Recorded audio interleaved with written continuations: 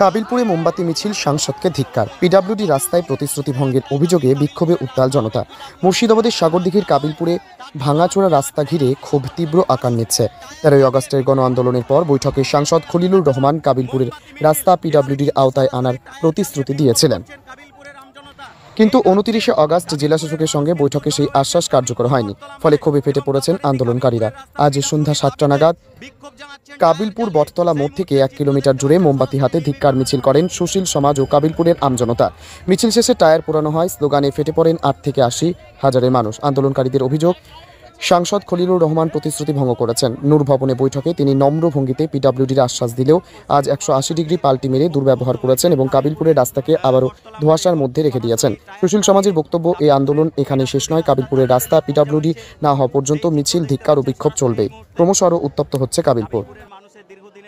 আপনারা অবগত আছেন যে আমরা 24 আগস্ট এমপি সাহেবের সঙ্গে দেখা করেছিলাম।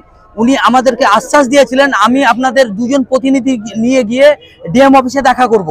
সেই অনুযায়ী আমরা আজকে ডিএম অফিসে এমপি সাহেবের সঙ্গে যাই।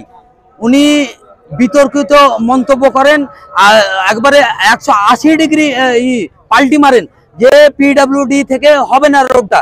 তখন আমরা ওনাকে বলতে চাই, বুঝাই ভালো করে যে আমরা পিডব্লিউডি ছাড়া মানছি না। উনি বারবার বলতে চাইছিলেন যে আপনারা ভিডিও রেকর্ড করবেন না। আমার পকেটে ছিল ফোন, আমি এই ফোনটা এইভাবে পকেটে রেখেছিলাম। উনি বলছেন যে আপনি ভিডিও রেকর্ড করছেন কল। আমি বলছি স্যার আমি কোনো ভিডিও রেকর্ড করছি না। উনি পাটাম করে আমার পকেট থেকে মোবাইলটা কেড়ে নিয়ে আছাড় মারতে যায়। সঙ্গে সঙ্গে আমাদের কোর কমিটির যারা কাবিলপুর সুশীল সমাজের লোক ছিলেন তারা ফোনটা ধরেন।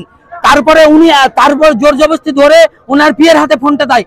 উনি চেক করেন ফোনটা আমার, যে আপনার ফোনে কিছু আছে কিনা। আমার ফোনে অতএব উনি কিছু পাননি। এমপি সাহেব নিজেই কি আপনার ফোন কেড়েছিল? হ্যাঁ, একদম নিজেই ফোনটা কেড়েছিলেন।